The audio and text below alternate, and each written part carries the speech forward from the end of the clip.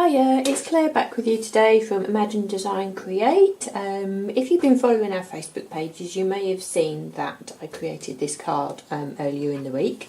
And I promised a video for you, so here I am today. I'll just show you around the card quickly. As you can see, I've actually mounted it now from when I gave you a sneak peek earlier on. This is what you saw beforehand, and I've just mounted this. I have actually used a card. I've used an 8x8 card, but please don't let that put you off. I use cards because it's just an easy canvas for me to work on. But don't let it put you off. If you want to put this onto a canvas board, a mount board, so you can frame it as a picture, perhaps take away the sentiment, and you've got a lovely autumnal picture there for someone to frame, then obviously you can do that. So the fact that I use cards, please don't let that put you off. Anyway, so I'll show you how to actually create all this picture in a second. Sorry, it's just excuse the sun glare. I tried to minimise it as much as I could.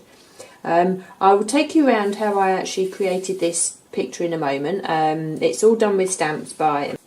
So we have our family tree from Imagine Design Create. This is the A5 size, perfect for all times of year. I particularly like it because it hasn't got the leaves on, so it's perfect for these autumnal projects. We have the mini set here, which is the mini grasses. Now this is one that you would have seen me reach for time and time again, and probably on most of my Hochanda shows I think I've demoed with this as well. But this will come in very useful today. And of course, because we've got the autumn theme and Halloween's coming up, obviously we should be using pumpkins. Now I don't generally tend to make traditional Halloween projects. This is my sort of take on this, but it's something that would be ideal if you've got an autumnal birthday, autumnal anniversary. I think the colours on this and just like the traditional nature of the pumpkins would be an ideal gift to give. I just wanted to talk you through the background quickly before I go ahead and do the stamping. Now as you can see, I've got none of this stuck down because I actually wanted to talk you through what I've done, so I'll just move away those a moment. Okay, so you can see here then we've got the background. I've got a nice textured cardstock that I've attached to my 8x8 card blank, and what I've done, I've actually used a really little leaf die to cut out like a cascade of leaves from this back cardstock here. What I've then done, as you can see, there's a couple here that I haven't stuck down, so I've actually used the die to cut out the leaves directly from the cardstock. And I'll show you the small dies that I've got here. These are actually from a tonic set that I've got. But I know there are lots of leaves, little leaf dies around on the market. You may have some in your craft room, and more than likely have some on the Imagine Design Create website as well. So I've just used those, and I've just cut out a die cut there, but instead of throwing away the confetti part of it, the actual small leaf, as you can see here, I've taken those, I've colour tinted them with a bit of purple and brown distress ink, if you can see that there, because my intention then is to use the glue and paper piece these back in to that backing cardstock on my card there. Now, it's just another way to use your dies.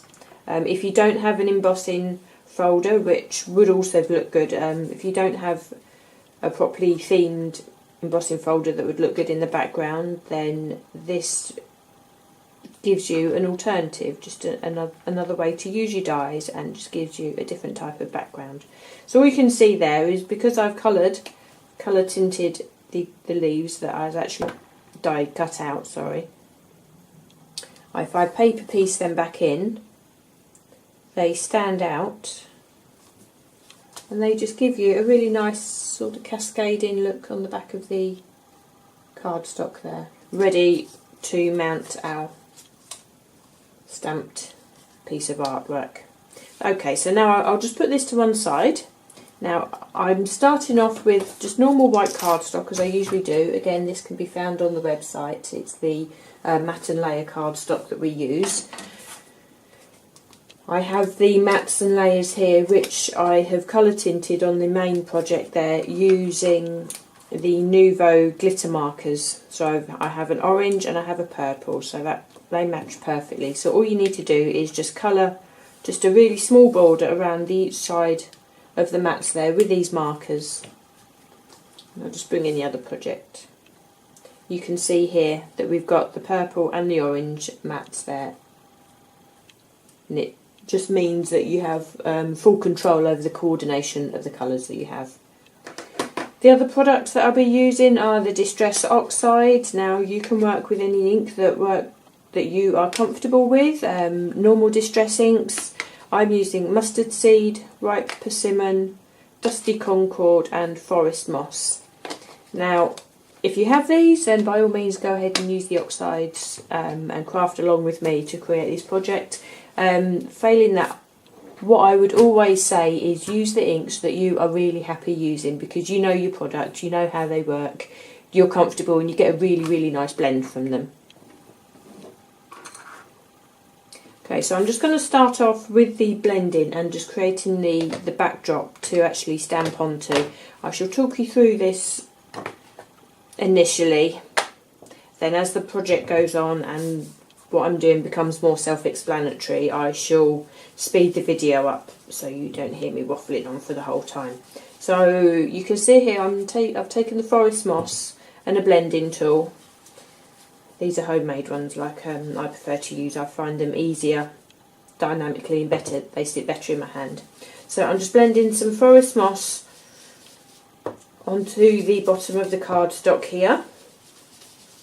Working onto a non-stick mat. This is a tonic one that I have here, so it means that you actually maximise most of the ink that get on the mat.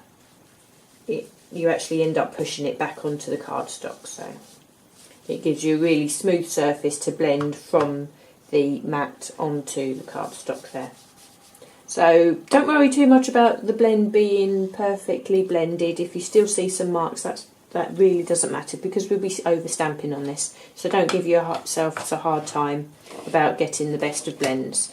So I'm getting the Ripe Persimmon in now, and have another blending tool. We do want this to blend into the green here, so I'm just taking some of the orange, blending onto the mat first and working from the side inwards onto the mat here. And just small circular motions, not pressing too hard. I think that's the key. Leaving the tool really light in your hand, but coming in off the side and just working that orange onto there. So whether this is in the morning or in the evening, you've always got a really nice sort of orange glow at the start and the beginning of the day in autumn, don't you? And we just go back over with the green. You don't need to put any extra ink on it, but you just need to go over where that join is, and that just softens the blend between the two colours. And coming in with the Mustard Seed, again another blender, and coming in off the side, really light strokes again, and you always build up the ink, because obviously once you've put too much on, you can't take it away, and then you struggle to sort of remove the big blend and the big sort of splodge, as it were, onto the card. So really, really light. You can always add more if you feel you need to. So I'm just working this on, and I shall be covering the rest of the card with the yellow. I'm not going to block colour it. You can if you want. This is all personal preference and making the project pleasing to your eye. I always tend to go for a more minimal look. I'm not big on embellishments or anything like that, but as with all crafting, all projects, you take the techniques and the ideas from what I'm showing you and you make it your own. So what I am going to do, I'm just going to leave a lot of white space there, because to me that sort of represents the haziness of the sun and sort of the glare that you can still get from the sun on the bright autumn days. So I'm going to leave that as it is. I'm going to come back in with the orange, as I say, really, really gently, not putting any extra ink on, just blending over the line where the yellow meets the orange, just to soften that blend a little bit more. And just coming up the sides a little bit there, you can just see how the colour is starting to build up. Again, the advantage of you using the inks that you're comfortable with, you know how they work, you know how they blend, and you can use your favourite colours also. So just to finish this off, and just before I leave you and get to the stamping, well, so I shan't be leaving you, I shall just be turning the music on and working a bit quicker. I'm just going to come in with some of the purple, really, really light, and again, coming in from the sides, we're actually going to add a layer between the green and the orange there. Really, really light, coming in from the sides and just working your way across. You can see that adds a bit of extra dimension into the card. I'm just turning this round so I can work from this way, and you can carry on seeing what I'm doing. When this gives some sort of idea and perception of hills in the background, but also, if you remember, autumnal sunsets, sunrises, there's a whole host of colours, purple of which is included, so it's just nice to add that extra bit of dimension that's in there and add that extra bit of colour. So you can see here that with fairly simply with 4 colours and some blending tools, we've managed to create a really, really nice background to stamp an autumnal scene onto. Carry on using the same Distress Oxides we used to blend here. We're going to be using those to actually stamp with. Now this is the point where I'll clean up, and I shall probably switch you to a quicker mode as I carry on stamping. I hope you enjoy the rest of the project, and if you do manage to craft along or make a similar type of project, do tag us in on your photos. We'd love to see what you've been up to. So I shall continue, and I hope you enjoy it. Thanks for watching.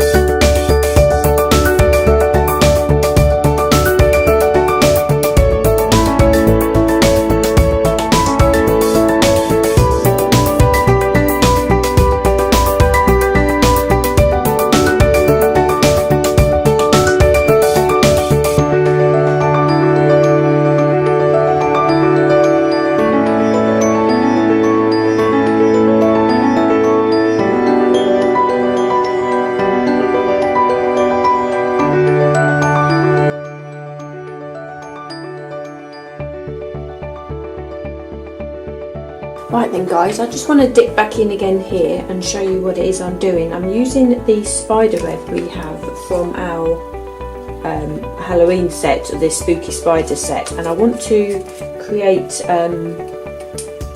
or stamp these spider webs so they're actually hanging off something, so they're not suspended in mid-air. So all I'm just doing is bringing the acetate carrier sheet that we store the stamps on and using the printed design on there as opposed to offering up my stamp, and just seeing how that looks and seeing which way round I would want to stamp my design before I play around with the ink so I get that right. And obviously, I want to stamp a few of these onto the grasses as well, so I just want to make sure that I can actually anchor the ends of the spider's webs onto the grasses that I've stamped there. Now I'm going to be stamping this in black VersaFine because I think it stands out quite well on these colours that I've used, but what I think might be a really nice idea if you do try this is to actually stamp these and emboss them in gold or a silver to actually really make them pop.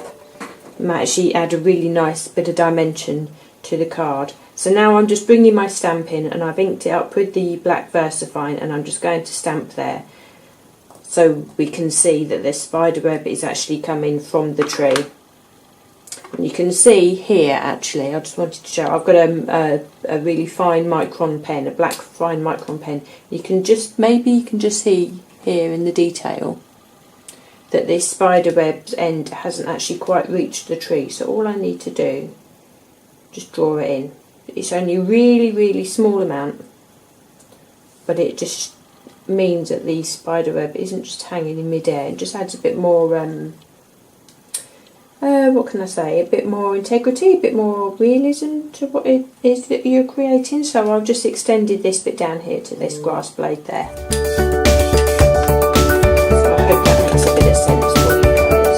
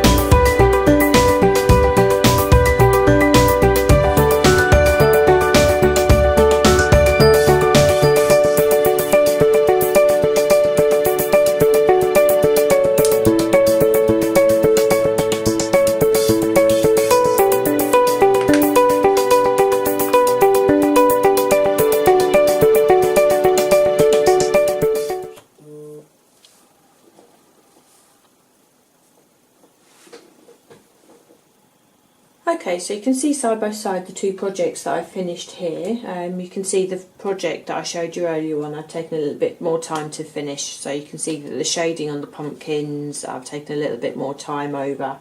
But at home and at your craft desk, you can spend the time to do as much shading or as little shading as you like. But I think it was just a nice technique to demonstrate that although you can stamp with inks and the Distress Oxides, you can actually go in and enhance your image. Hope you've enjoyed the video today and the techniques that I've shown you, and I look forward to you joining me again next time.